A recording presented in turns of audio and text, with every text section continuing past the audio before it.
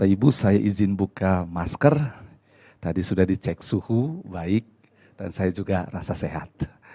Baik, shalom Bapak Ibu terkasih. Puji Tuhan boleh bertemu kembali di tempat ini. Beberapa waktu yang lalu Pak Hardi sempat hubungi untuk bisa menyampaikan firman Tuhan. Dan saya tidak bisa karena bulan itu saya bertemu dengan orang kontak positif. Jadi saya harus isolasi mandiri selama 2 minggu sekalipun tidak terjadi apa-apa. Dan itu adalah kali keempat saya isolasi sejak tahun lalu. Tidak enak sekali ya.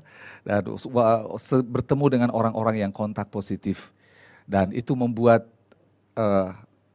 banyak hal terganggu. Tetapi saya berdoa hal itu mengubah keadaan dengan cara menikmati Tuhan dalam isolasi itu. Banyak berdoa, banyak baca firman Tuhan, berenung, menulis sesuatu.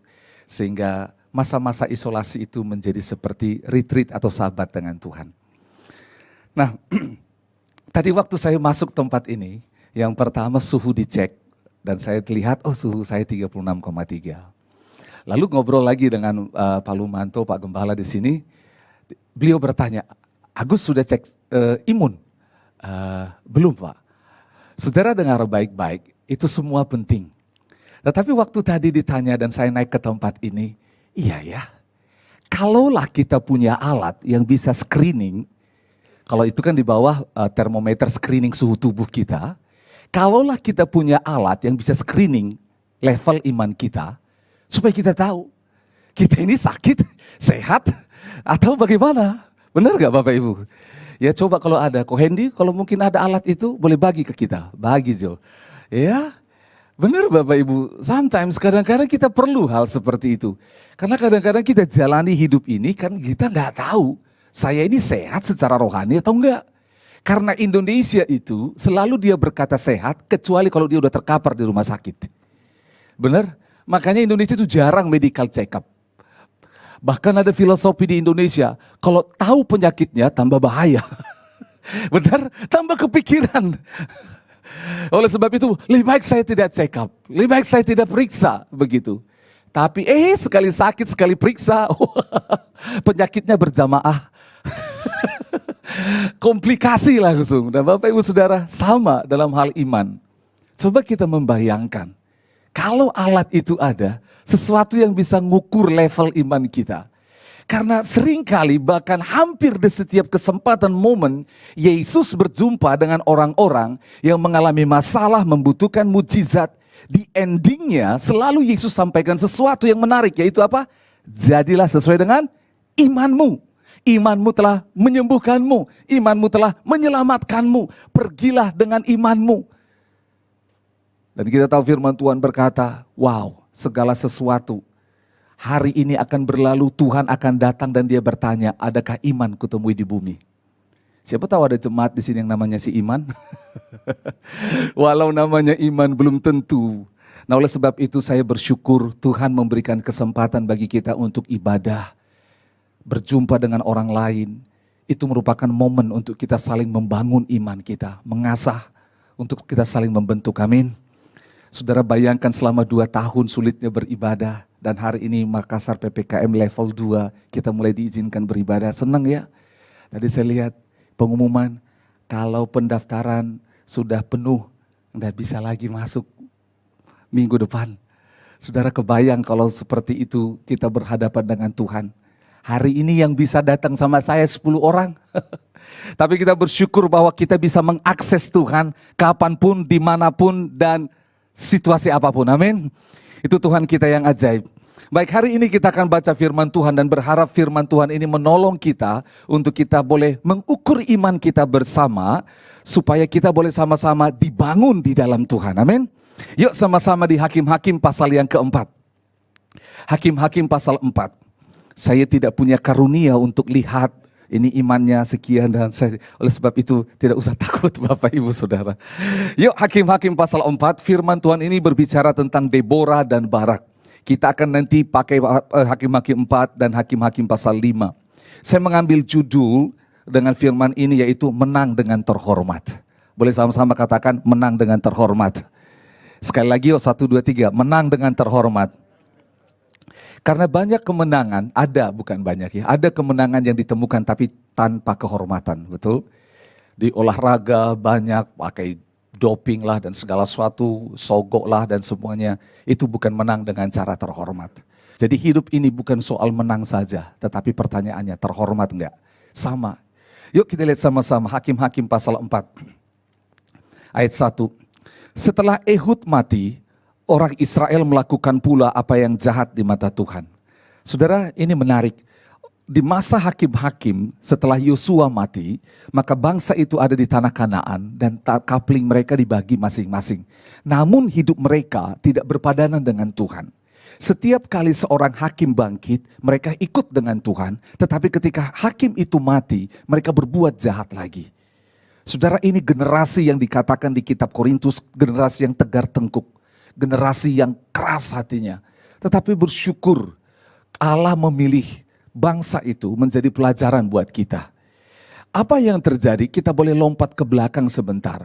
Hakim-Hakim pasal 2 ayat yang ke-10. Itu yang dikatakan Hakim-Hakim 2 ayat 10. Setelah seluruh angkatan itu dikumpulkan kepada nenek moyangnya. Angkatan yang dimaksud adalah orang-orang yang hidup pada zaman Yosua. Orang-orang yang lahir di padang gurun. Bukan orang yang keluar daripada Mesir. Orang yang keluar dari Mesir semuanya mati di padang gurun. Tuhan buat semuanya mati supaya yang masuk ke tanah Kanaan adalah generasi yang baru. Yang hidup yang keluar dari Mesir hanyalah Yosua dan Kaleb. Dan orang-orang seangkatan Yosua dan Kaleb di ayat 10 dikatakan semua dikumpulkan kepada nenek moyangnya, artinya sudah mati. Bangkitlah sesudah mereka itu angkatan yang lain.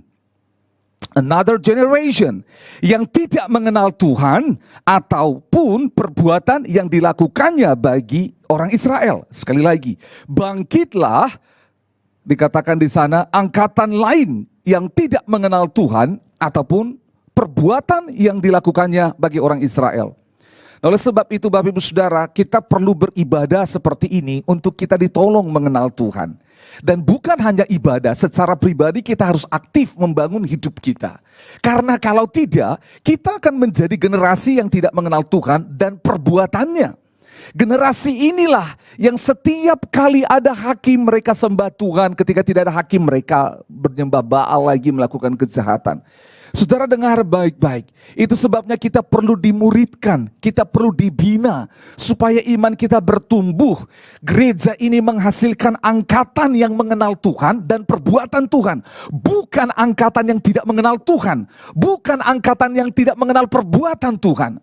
Nah, saudara dengar baik-baik, karena hari-hari ini dunia sedang menawarkan kepada kita yang namanya pluralisme religius, yaitu agama pluralis. Bagaimana orang-orang hari ini yang penting baik, nggak peduli agamamu apa, yang penting you and I kita good, saya nggak menyakitimu, kau tidak menyakitiku. Bisa tinggal satu rumah, suami istri menikah, nggak perlu yang namanya agama.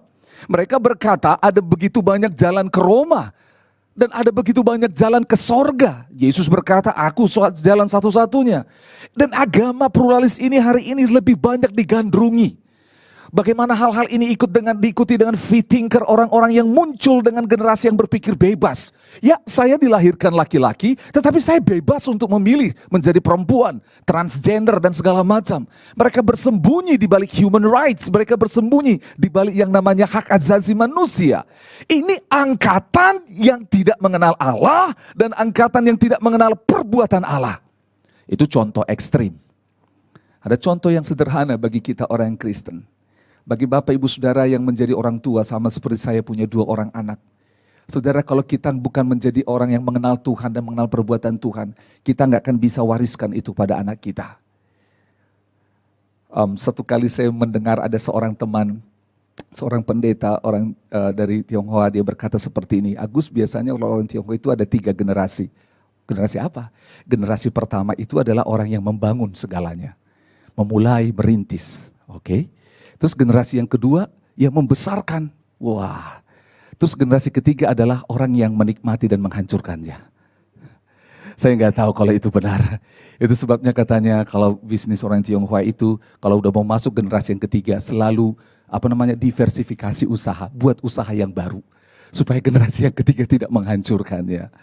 Saudara dengar baik-baik. betapa pentingnya untuk mengalami Tuhan dan mengalami perbuatan Tuhan, supaya itu kita wariskan kepada anak cucu kita.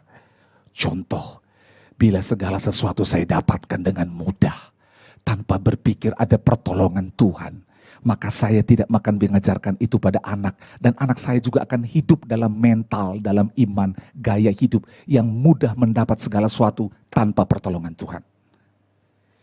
Itu sebabnya kami latih anak kami, permintaan sesederhana apapun berdoa. Contoh, anak kami akan ulang tahun tanggal 8 Oktober. Dia tulis dari bulan lalu, dia tulis undangan ulang tahun. Tanggal segini saya dapat ini, tanggal segini saya dapat ini, tanggal segini saya dapat ini. Papa rencana mau pergi ke Amerika, tapi tidak jadi. Kalau ada uangnya Papa bisa beli ini, tapi kalau tidak ada, tidak apa-apa. Tadi malam saya temukan, istri saya temukan satu kertas. Dia bilang, Papa coba lihat ini tulisan anak. Baru tulis, saya akan dapat ini, saya bersyukur sama Tuhan. Tapi Papa sama Mama bilang harus banyak berdoa. Keren ya? Saudara dengar baik-baik. Kalau kita tidak mendesain hidup kita mengalami Tuhan, maka kita akan mewariskan sebuah generasi yang gampangan. Generasi micin, generasi rebahan, generasi yang tidak tangguh. Itu sebabnya generasi itu menjadi kacau. Karena mereka tidak meneruskan dari generasi ke generasi mengalami perbuatan Tuhan. Kalau saudara lompat di belakang, gitu di dalamnya namanya Hakim-Hakim pasal 6. Satu kali Gideon ketika didatangi oleh malaikat Tuhan. Hai engkau pahlawan yang gagah perkasa. Gideon bilang, di mana kehebatan Tuhan? Dulu Tuhan cerita bahwa dia mengeluarkan nenek moyang kami dari padang gurun. Dia menjadi generasi yang apatis. Karena dia tidak melihat perbuatan Tuhan yang besar. Nah, oleh sebab itu, hari ini kita akan melihat perbuatan yang besar di tengah-tengah generasi ini. Amin. Ayat 2 lanjut, Hakim-Hakim 4 ayat 2, kita cepat. Lalu Tuhan menyerahkan mereka ke dalam tangan Yabin, Raja Kanaan yang memerintah di Hazor. Panglima tentaranya ialah Sisera yang diam di Horeset Hagoyim. Dengar baik-baik, kita mungkin gak setuju dengan ayat ini. Kok bisa sih Tuhan nyerahkan kita kepada orang jahat?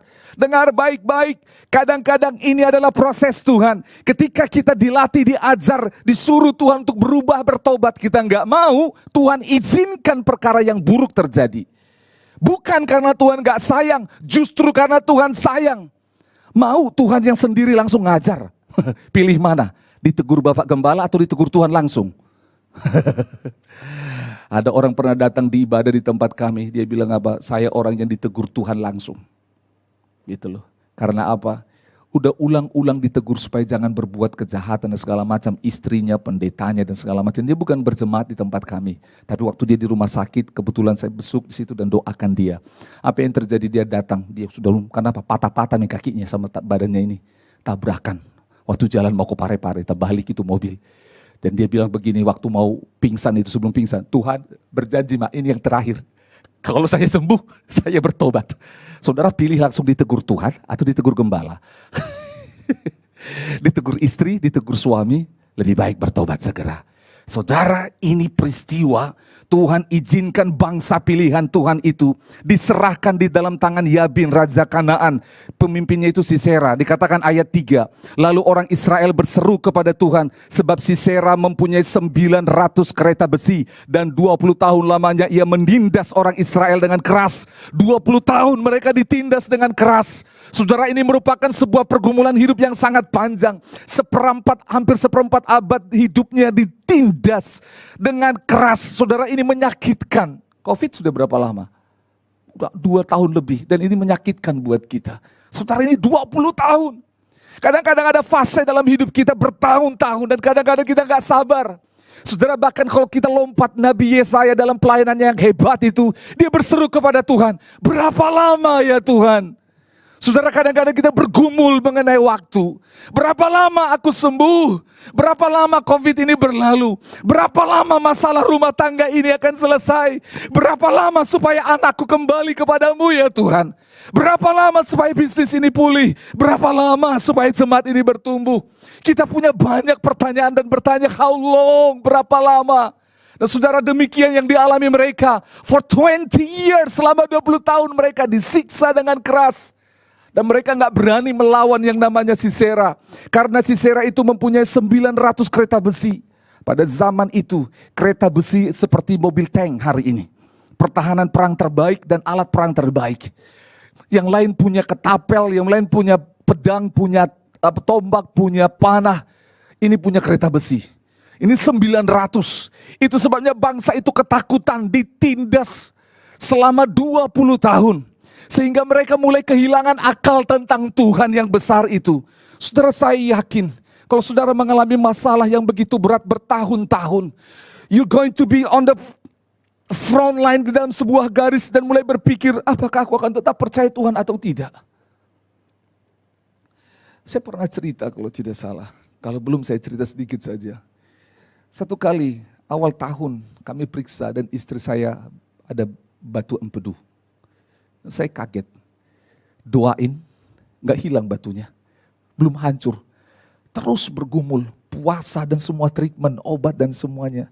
Karena di bawah 1 senti, jadi dokter bilang apa, Pak Agus gak usah dioperasi. Nanti akan lurus sendiri. Dikasih obat lah ini dan segala macam. Istri saya sampai minum obat selama 3 bulan. Sakit dia rasa, batu empedu itu sakit banget gitu loh. Jadi saya sampai bergumul, Tuhan. Saudara dengar, ada satu masa di mana iblis itu berbisik ke telinga. Di mana Tuhanmu? Kau layani Tuhan, doakan orang lain sembuh, istrimu tidak. Kau hebat di luar tapi di rumah tanggamu berantakan. Kuasamu hanya dialami orang lain, enggak dialami di rumah. Suara-suara itu, dengar baik-baik. Kadang-kadang ketika kita mengalami tekanan begitu rupa seperti bangsa ini ditindas dengan keras selama 20 tahun. Kadang-kadang muncul suara-suara yang lain. Dan suara-suara itu bisa menuntun saudara kepada kebinasaan. Oleh sebab itu dengar baik-baik. Hold on unto God. Teruslah bertahan dalam imanmu kepada Tuhan. Mau berapa lama, berapa sakit, berapa susah, percayalah pertolonganku akan datang. Bukan dari gunung ini dan gunung itu. Bukan dari timur, dari barat. Tetapi dari Allah yang menciptakan alam semesta. Saudara harus perkatakan firman yang dikatakan di kitab Mazmur. Kalau kita nggak bangun iman kita, pada garis itu kita mungkin akan menyeberang dan mulai berkata, aku tidak percaya Tuhan. Ada satu orang pendeta bertemu dengan saya di kafe satu kali. Gus minum kopi, yuk minum kopi dan ngobrol. Saya tahu istrinya sedang sakit kanker. Dan saya berdoa untuk istrinya. Karena gak bisa masuk di rumah sakit, jadi saya ketemu suaminya. Saya ngobrol, kita ngobrol sama-sama. Saya katakan apa yang saya alami. Dan dia bilang sama saya sambil dia menangis, bro, hampir saya jadi ateis. Saudara dengar baik-baik ya. It's a human being. Kita manusia, kita lelah. Tanpa Tuhan kita tidak kuat, amin. Kita butuh Tuhan. Kalau di gereja ini saudara didorong berdoalah, persekutuanlah. Semua ini supaya mendorong saudara melihat kekuatan Tuhan. Pertolongan dari Tuhan. Karena kadang-kadang apa yang kita punya tidak sanggup. Seperti mereka. Di mana Tuhan yang selama ini menolong kami? 20 tahun saudara. 20 tahun. Saudara bayangkan kondisi ini sangat tidak enak. Sangat tidak enak. Dan akibatnya apa yang terjadi ayat yang keempat. Pada waktu itu Deborah seorang nabiah istri Lapidot memerintah sebagai hakim atas orang Israel. Deborah itu artinya bi. Bi itu lebah. Lebah itu bisa dua. Satu menyakitkan, satu membuat manis. Benar? Sengatannya menyakitkan tetapi madunya membuat manis. Jadi Deborah ini secara spiritual dengan kekuatan Allah dia menyakitkan bagi musuh tetapi membawa hal yang manis bagi bangsa Israel. Ada nama Deborah di sini? Ya, sekarang kira-kira kalau Deborah itu istri kita, bagian mana dia? Yang menyakitkan atau yang memaniskan? Ya, saya berharap pulang dari sini tidak ada perkelahian tetapi ada rekonsiliasi. Dengar baik-baik. Dan kita akan belajar apa yang terjadi di ayat yang kelima. Ia biasa duduk di bawah pohon korma. Deborah antara Rama dan Betel. Di pegunungan Efraim. Dan orang Israel menghadap dia untuk berhakim kepadanya. 6. Ia menyuruh memanggil Barak. Barak bin Abinoam. Dari Kadesh. Di daerah Naftali. Lalu berkata kepadanya. Dengar baik-baik. Pada waktu itu. Di bawah pohon korma itu. Roh Allah memenuhi Deborah. Dan dia berkata panggil Barak. Barak ini artinya lightning speed. Kecepatannya seperti kilat. Dia punya anugerah, dia pemimpin perang pada waktu itu, dan namanya dijuluki lightning speed. Dia ini mempunyai kecepatan yang luar biasa, seperti bagian dari Justice League Flash itu. Tetapi apa yang terjadi? Kita lihat firman Tuhan ini. Firman Tuhan berkata, dikatakan di ayat 6, bukankah Tuhan Allah Israel memerintah demikian? Jadi Allah berfirman kepada Deborah dan disampaikan, panggil Barak. Hai Barak, majulah, bergeraklah menuju Gunung Tabor dengan membawa 10.000 orang Bani Naftali dan Bani Zebulon bersama-sama dengan engkau. Dikatakan ayat 7, aku akan menggerakkan Sisera, panglima tentara Yabin, dengan keretanya dan pasukannya menuju engkau ke sungai Kison, dan aku akan menyerahkan dia ke dalam tanganmu. Lihat, mendapatkan janji Tuhan melalui Deborah. Yang namanya Barak ini panglima perangnya mereka, dia mendapatkan janji Tuhan. Tetapi apa yang terjadi? Ayat 8, lihat, jawab Barak kepada Deborah, jika engkau turut maju, aku pun maju. Tetapi jika engkau tidak turut maju, aku pun tidak maju. Saudara dengar baik-baik, kita stop di sini sebentar.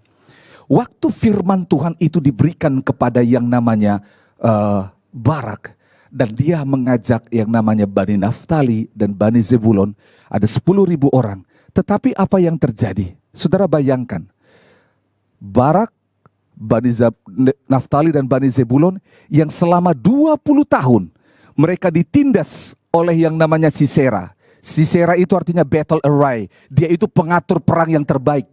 Itu sebabnya yang namanya Yabin, Raja Kanaan, selalu menang berperang karena jenderalnya Sisera. Dan lawannya adalah Barak. Oleh karena ditindas 20 tahun, karena mengalami siksaan yang berat, dan dia melihat musuh yang tangguh dengan 90 kereta besi, akhirnya yang namanya urapan Barak, lightning speed, kecepatannya dia itu seperti kilat, menjadi mandul. Kadang-kadang ketakutan membuat potensi kita mati. Benar? Kadang-kadang pergumulan yang berat, tekanan yang berat membuat potensi kita mati. Dan tiba-tiba Tuhan berkata, panggil Barak, bawa 10.000 orang dari Naftali dan Zebulon. Engkau harus maju berperang, jelas strateginya. Pilih dari Naftali dan Zebulon, pergi ke sungai Kison. Tuhan yang akan menggerakkan namanya Sisera ke sungai Kison, dan engkau akan berperang ke sana. Lihat apa yang dikatakan Barak. Oke, kalau engkau maju, aku maju. Kalau engkau gak maju, aku gak maju. Saudara, kalau kita quote langsung di firman Tuhan ini, seakan-akan ini keren, maju bersama-sama. Tetapi apa yang terjadi? Baca ayat selanjutnya, ayat 9. Kata Deborah, baik, aku turut. Hanya, dengar baik-baik, hanya engkau tidak akan mendapat kehormatan dalam perjalanan yang engkau lakukan ini. Sebab Tuhan akan menyerahkan Sisera ke dalam tangan seorang perempuan. Lalu Deborah bangun berdiri dan pergi bersama dengan Barak ke Kadesh. Saudara, apa yang kurang? Waktu dikatakan kalau kau maju, aku ikut maju. Kalau kau nggak maju, aku nggak ikut maju. Inilah yang membuat kemenangan Barak tanpa kehormatan. Karena Barak tidak percaya pada firman Tuhan. Saudara masih ingat di zaman Yesus, Matius, Markus, dan Lukas mencatat. Ada seorang perwira. Dia datang kepada Yesus. Dan dia berkata, Guru, aku tidak layak menerima engkau di rumahku. Tetapi aku punya seorang bawahan yang sakit. Katakanlah sesuatu, maka itu akan terjadi. Sebab aku ini atasan. Kalau aku berkata pergi, dia akan pergi. Kalau aku berkata mari, dia akan datang kepadaku. Katakanlah sesuatu, pasti terjadi. Dan Yesus berkata, iman seperti ini luar biasa. Yesus berkata, pulanglah dan jadilah sesuai dengan imanmu. Perwira itu pulang dan kita temukan firman Tuhan berkata, prajuritnya menjadi sembuh. Perkataan Tuhan dia tidak ragukan. Sekalipun Yesus tidak ke rumahnya. Barak, dia sudah dapat firman Tuhan dari Deborah. Tetapi dia tidak yakin dengan firman Tuhan itu. Dia ragu dengan firman Tuhan itu. Sehingga dia berkata, kalau kau gak maju, aku gak maju. Kalau kau maju, aku juga maju. Artinya apa? Kalau kita kalah mati, aku gak mau mati sendiri. No, maksud Deborah adalah engkau maju dengan Tuhan yang hebat. Aku tidak perlu maju mendampingi engkau. Sebab Tuhan cukup. God is enough. Tapi apa yang terjadi? Karena 20 tahun ditindas. 20 tahun melihat musuh yang begitu kuat. 20 tahun tertekan, imannya jadi kandas. Saudara dengar baik-baik. Itu sebabnya kita mau menang sih nanti peperangan ini, tapi gak terhormat. Karena Barak tidak pergi membawa firman Tuhan.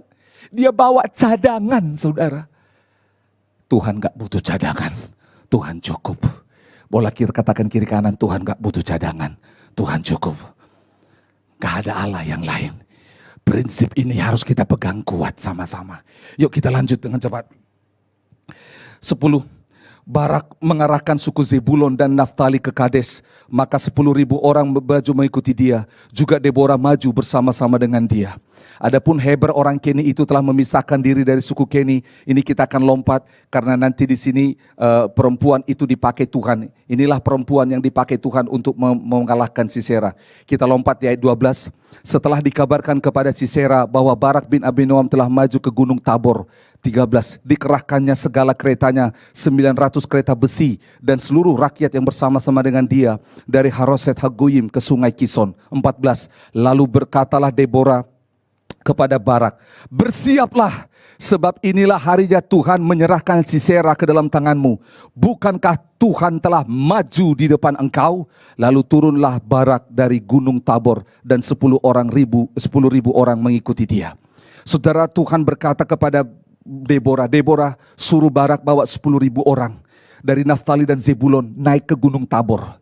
Saudara, Gunung Tabor itu, Mount of Tabor, itu adalah gunung transfigurasi di mana Yesus naik bersama dengan 3 orang muridnya, Petrus, Yohanes dan Yakobus. Yesus naik ke atas dan dia berdoa. Waktu dia berdoa muncul 2 nabi besar yaitu Musa dan Elia. Itu adalah gunung transfigurasi di mana Yesus mengalami kemuliaan Allah. Dan saudara tahu di gunung yang sama di dalam zaman hakim-hakim Allah berkata bawa naik ke Gunung Tabor. Gunung Tabor itu merupakan tempat ketinggian. Saudara dengar baik-baik. Apapun yang terjadi dalam hidupmu, bawalah dirimu kepada ketinggian. Di dalam Alkitab seringkali kalau berbicara tentang gunung, bicara soal ketinggian, itu berbicara tentang doa. Bicara tentang hadirat Tuhan. Bicara tentang pujian penyembahan. Bicara tentang persekutuan dengan Tuhan. Allah sedang berkata kepada Deborah, mereka punya strategi perang dengan 990 kereta besi. Tetapi Allah punya strategi perang, yaitu apa? Naik ke gunung lebih dahulu. Bersekutu dengan Tuhan lebih dahulu. Karena kita tahu Yohanes pasal 15 ayat 3, 4 dan 5 berkata, di luar aku engkau tidak bisa berbuat apa-apa. Itu sebabnya gaya perang Tuhan adalah bersekutu dengan dia lebih dahulu. Engkau punya teknik perang apapun, tetapi tanpa persekutuan dengan Tuhan engkau akan kalah. Mereka naik ke Gunung Tabor. Di Gunung Tabor itu janji Tuhan di bawah pohon korma disebutkan lagi di atas Gunung Tabor itu. Dikatakan, bukankah Tuhan telah maju di depan engkau? Artinya apa? Sebelum mereka maju, mereka berdoa di atas gunung. Datang firman Tuhan itu dikatakan Tuhan sudah maju mendahului engkau. Sebelum kita perang, Tuhan sudah berperang duluan. The battle is belongs to the Lord. Peperangan itu milik Tuhan. Dan kalau Tuhan berperang, pasti ada kemenangan. Yang percaya katakan amin. Itu yang terjadi. Saudara dengar baik-baik. Kadang-kadang kita kehilangan Gunung Tabor kita. Salah satu cek untuk cek level iman. Seperti barometer di bawah. You have to check. Bagaimana jam doa saudara? Daniel, orang yang sibuk. Pekerjaannya luar biasa. Dan dia beribadah, dia berdoa 3 kali sehari. Betul? Itu dikatakan Alkitab.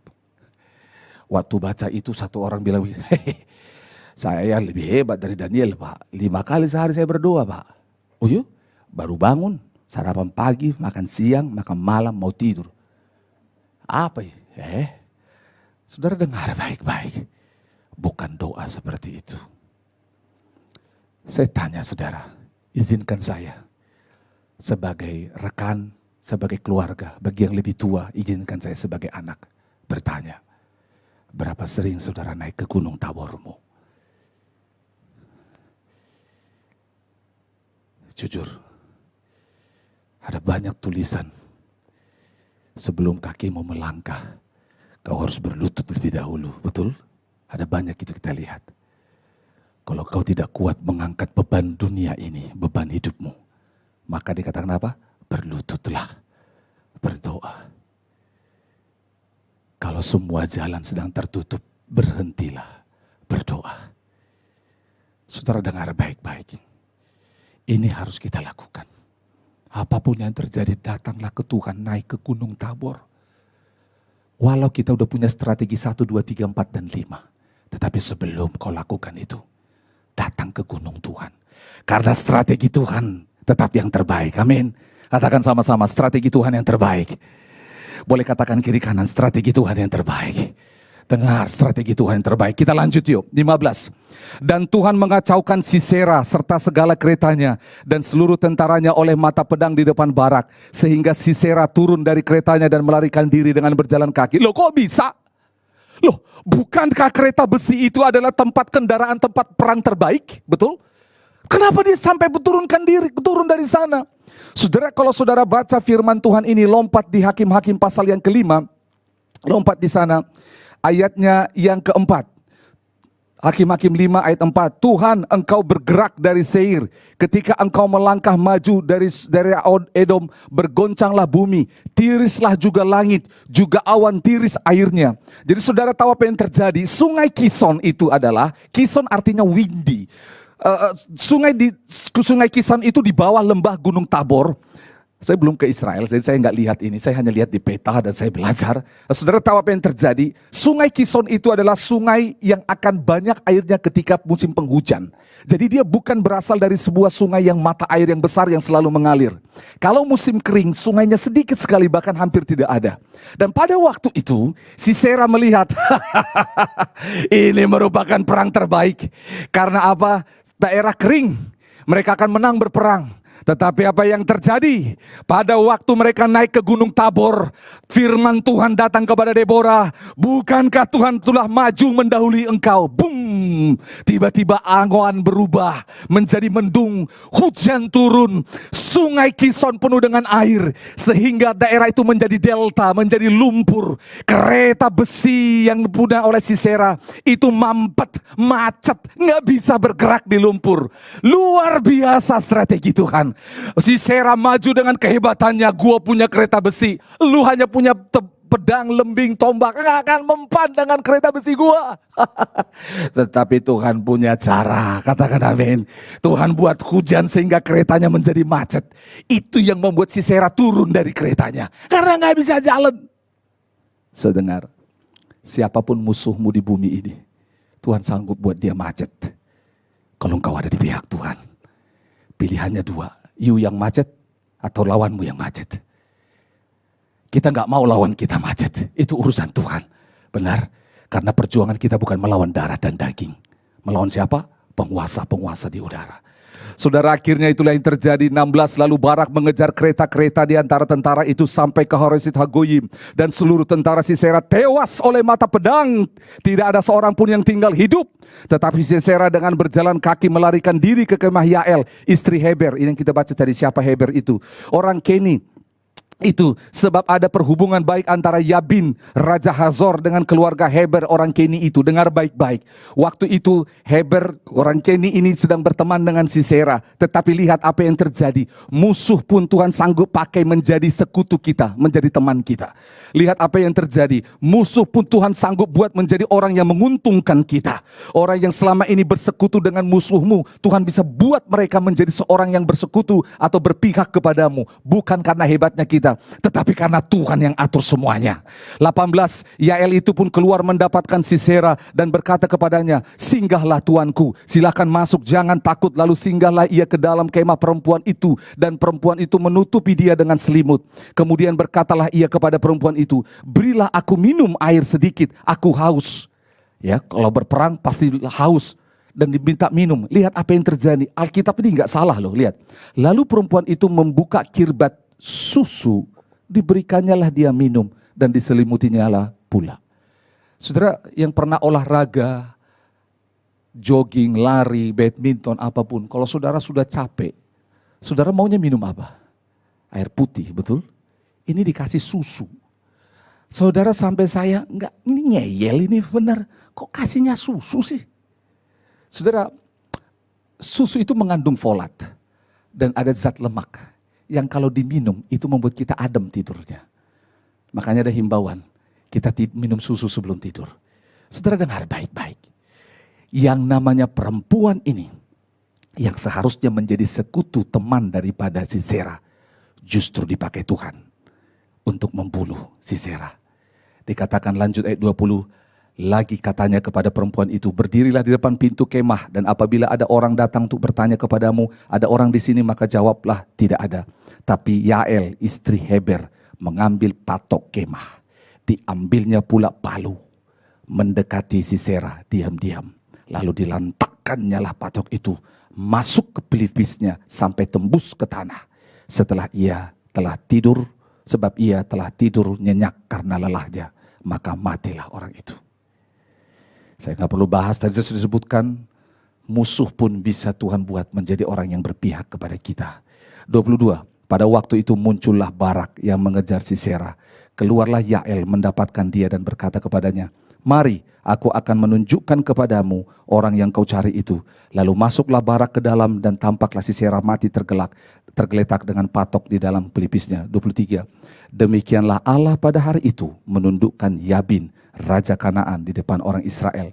Dan kekuasaan orang Israel kian keras menekan Yabin, raja Kanaan, sampai mereka melenyapkan Yabin, raja Kanaan itu. Jadi saudara lihat, perang itu dimenangkan, tetapi kemuliaannya seperti yang dikatakan tadi, karena dia nggak percaya pada firman, kemuliaannya, kehormatan peperangan itu ada pada perempuan, bukan pada Barak. Itu sebabnya Bapak Ibu Saudara, dari firman Tuhan hari ini, saya yakin ada poin-poin yang Tuhan taruh dalam hati kita bersama-sama. Kalau kita melihat firman Tuhan ini, mulai dari awal, saya mendorong kita, bangkitlah menjadi Deborah-Deborah di hadapan Tuhan. Amin. Para istri, bangkit menjadi Deborah-Deborah, pendoa yang mendapatkan isi hati Tuhan. Amin. Ya, para istri berdoa. Kita istri pendoa, tunduk bukan tanduk. Pendoa bukan penodong suami. Ya. Para istri, suami, dari hal ini kita belajar. Jangan seperti Barak yang ragu pada firman, tetapi percaya pada firman. Amin. Lanjut juga kita belajar, Deborah dan Barak, mereka naik ke Gunung Tabor bersama-sama. Ajak suami, istri dan anak ke Gunung Tabor, saudara. Jangan hanya satu orang, dalam keluarga seringkali mamanya yang banyak berdoa, suaminya tidak. Sehingga ada apa-apa, tanya mamamu saja. Dan terakhir kita tahu sama-sama, dengar, tadi kita bahas, strategi perang yang terbaik adalah ketika kita bertanya pada Tuhan. Kalau kita bertanya, kita dapat, belajarlah untuk taat mengerjakannya. Berapa lama Tuhan penderitaan ini berlalu? Jawabannya bukan berapa lama, tapi seberapa kuat imanmu untuk menanggungnya. Dan seberapa setia kita ada di dalam tuntunan Tuhan. Maka kita akan lihat, lama pun itu, kalau Tuhan beserta dengan kita, semuanya berakhir dengan indah. Amin. Kita berdoa. Bapa, kami bersyukur untuk firman ini. Kami percaya Tuhan sedang berbicara kepada kami. Kami mohon anugerah supaya di gereja ini kami dilatih menjadi orang-orang yang mengenal Allah dan perbuatan Tuhan yang ajaib. Tolong kami Tuhan untuk boleh menerima warisan iman itu. Orang-orang yang mengenal Allah dan perbuatan yang ajaib. Baik orang tua, remaja, pemuda, maupun anak-anak adalah angkatan yang mengenal Tuhan dan mengenal perbuatan Tuhan. Kami berdoa supaya itu menjadi warisan iman kami kepada orang generasi selanjutnya. Tuhan tolong kami, apabila ada di antara kami yang beribadah hari ini, yang mendengar firman Tuhan ini. Kami orang-orang yang sedang bertanya, berapa lama ya Tuhan? Sama seperti bangsa itu ditindas 20 tahun. Tolonglah kami Tuhan untuk boleh bertahan dalam prosesmu. Tolonglah kami ya Tuhan.